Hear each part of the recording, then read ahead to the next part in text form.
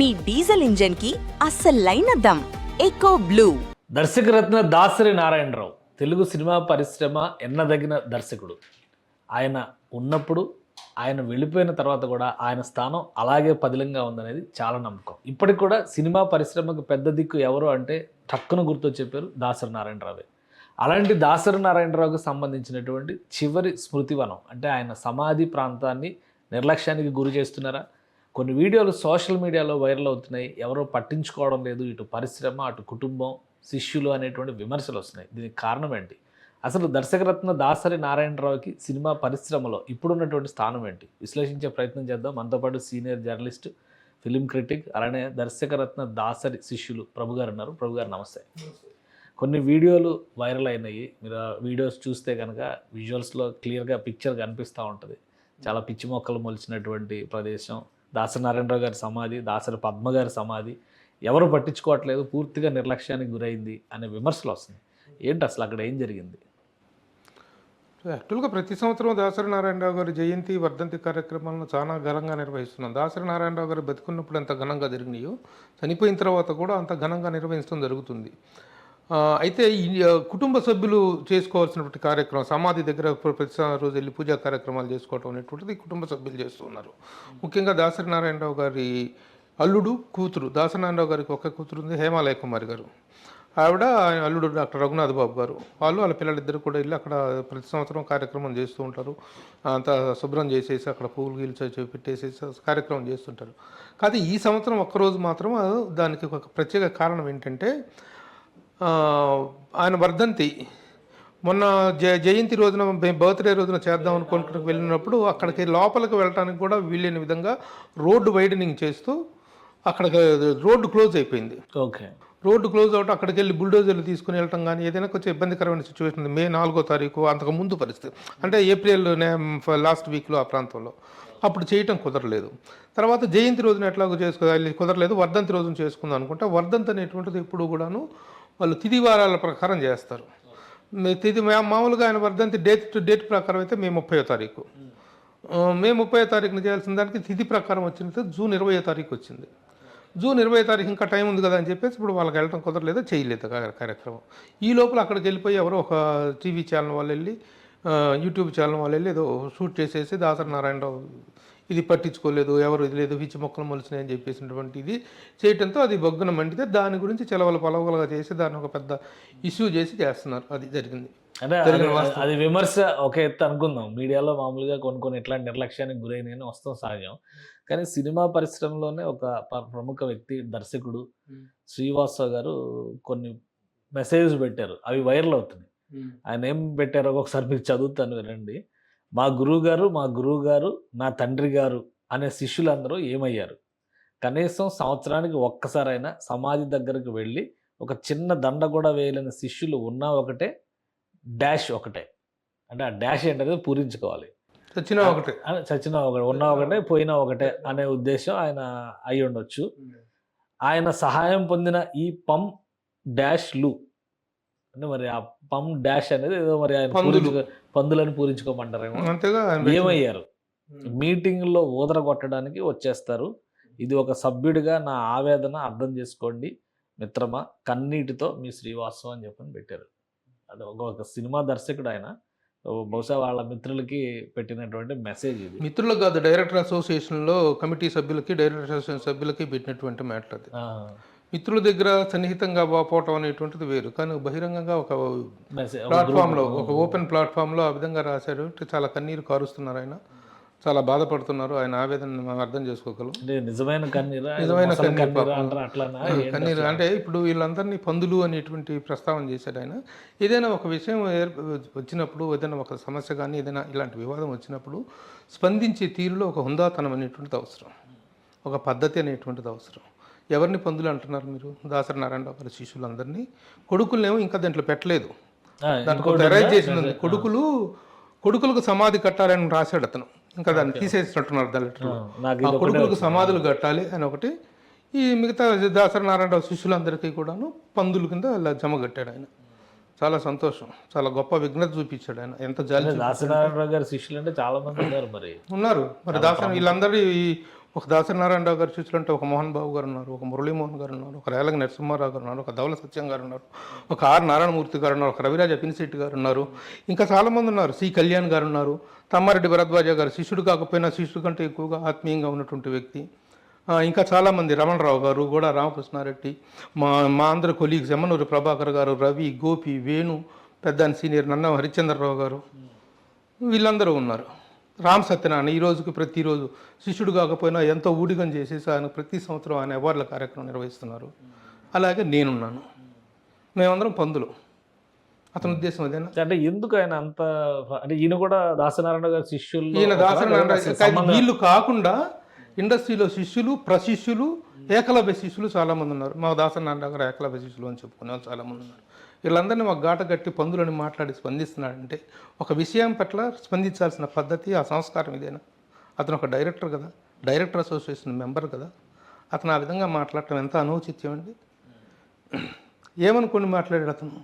అంటే తనకే కారిపోయిన ప్రేమ అంతా ఉంది, గౌరవం అంతా ఉంది. కన్నీరు ఇక్కడ కార్చకపోతే సమాధి దగ్గరికి వెళ్ళే కార్చచ్చు కదా. ఆ రోజున అది జూన్ 20వ తారీఖున వచ్చింది వర్ధంతి అనేటువంటిది. అక్కడ లోపలికి ఎంటర్ అవ్వడానికి టెక్నికల్ ప్రాబ్లం ఉంది.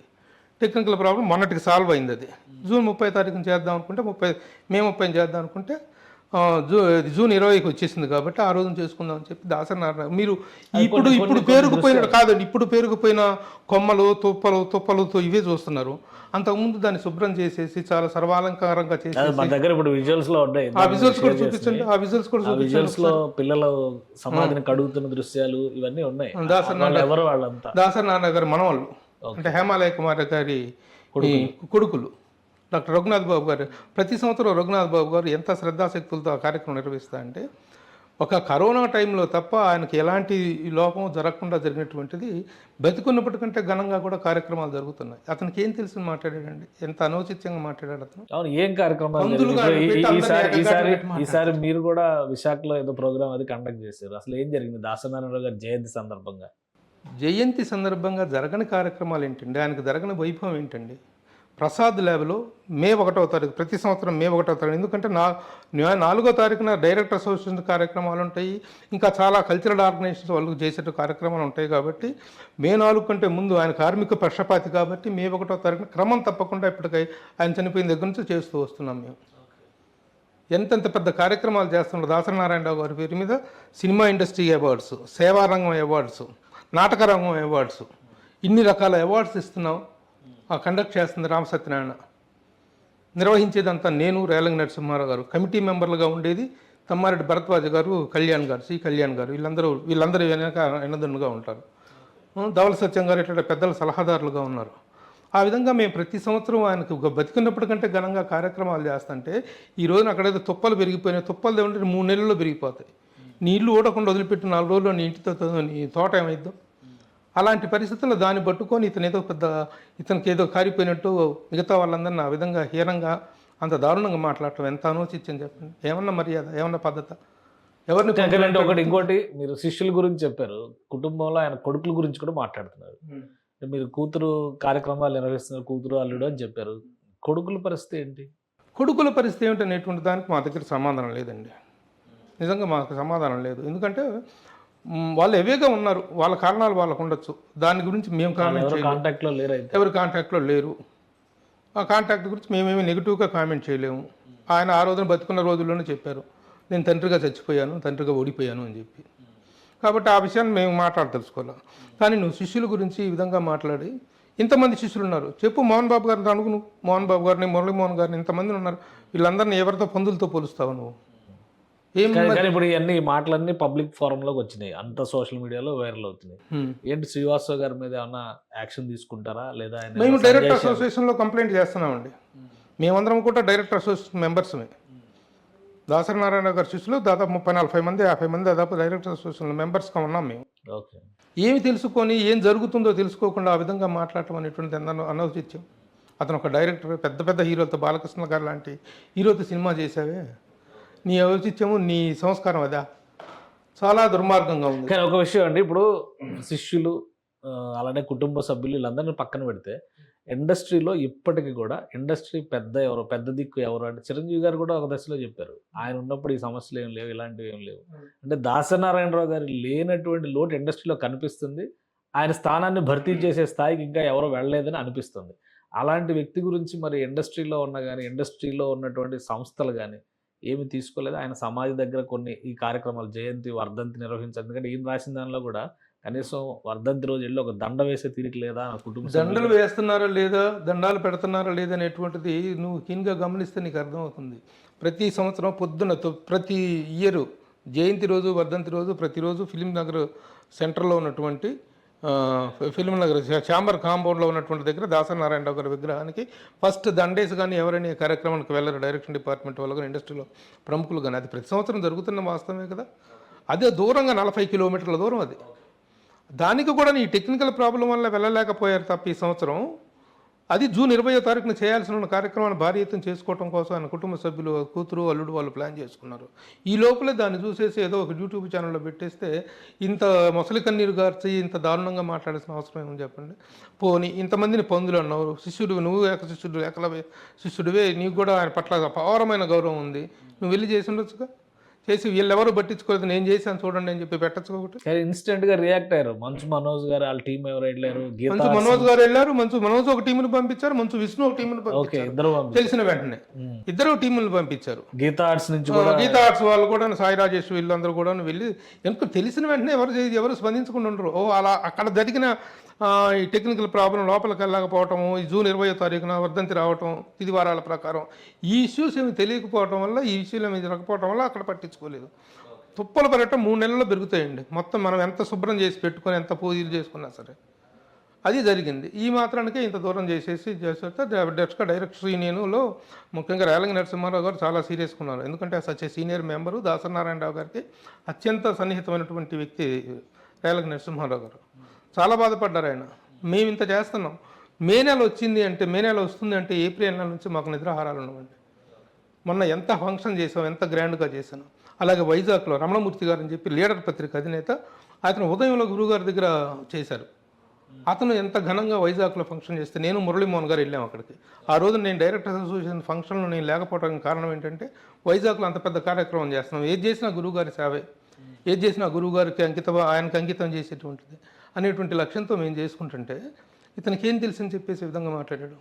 అతనికి సంస్కారం కానీ, సభ్యత కానీ, ఏదైనా మర్యాద కానీ తెలిస్తే వెంటనే తను రిటర్న్గా క్షమాపణ చెప్పాలండి.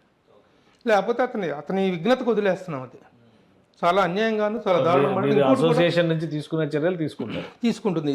ఎవరు కూడాను దాసనారాయణరావు గారి లెగసీని కొనసాగించే విషయంలో ఎవరు ముసలి కన్నీళ్లు కార్చే సంవత్సరంలో నేను ఇప్పుడు చెప్పిన పేర్లన్నీ ఈ అందరం బతికున్నంత కాలం ఆయనకు ఘనంగానే వీడ్కోలు జరుగుతాయి, ఆయనకి ఘనంగానే నివాళులు అర్పించడం జరుగుతుంటుంది.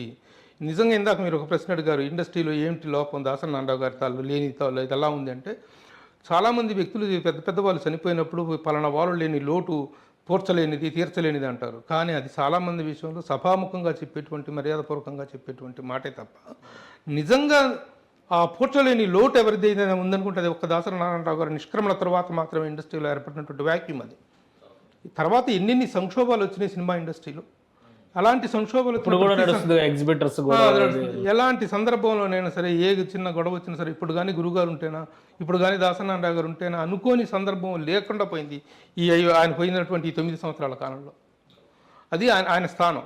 ఆయన స్థానాన్ని ఇక్కడ ఎవరు కించపరిచే వాళ్ళు లేరు. ముసలి కన్నీళ్లతో ఇట్లాంటి విషయాల్ని రెచ్చగొట్టి మాట్లాడేలాగా మాట్లాడకూడదు. మరి వీళ్ళందరూ కూడా స్పందించాలి. నేను అడుగుతున్నాను మురళీమోహన్ గారిని, మోహన్ బాబు గారిని, రేలంగి నరసింహారావు గారిని, ధవల సత్యం గారిని, రవిరాజా పిన్సిట్టి గారిని, నారాయణమూర్తి గారిని, వీళ్ళందరూ పందుల.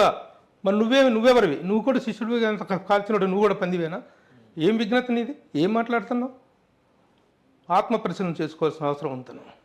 థ్యాంక్ యూ ప్రభు గారు విశ్లేషణ అందించినందుకు. ఇది దాసనారాయణరావు గారి సమాధి దగ్గర కార్యక్రమాలు జరగకపోవడానికి కొన్ని ప్రత్యేకమైన కారణాలు ఉన్నాయి. అలానే తిథి వార నక్షత్రాల ప్రకారం జూన్ 20వ తేదీన ఈ కార్యక్రమం నిర్వహించడానికి ఏర్పాట్లు జరుగుతున్నాయి. కానీ అనూహ్యంగా సోషల్ మీడియాలో వచ్చినటువంటి దృశ్యాలను చూసి అనవసరమైనటువంటి ప్రేలాపనలు చేసినటువంటి వ్యక్తులు లిఖితపూర్వకంగా క్షమాపణలు చెప్పాలని ప్రభు గారు డిమాండ్ చేస్తున్నారు. అలానే దాసరి లెగసీని తమ కంఠంలో ప్రాణం ఉన్నంత వరకు కొనసాగిస్తామని ఆయన శిష్యుడిగా ఆయన భరోసా ఇస్తున్నారు. ఇది స్పెషల్ డిస్కషన్. Keep watching.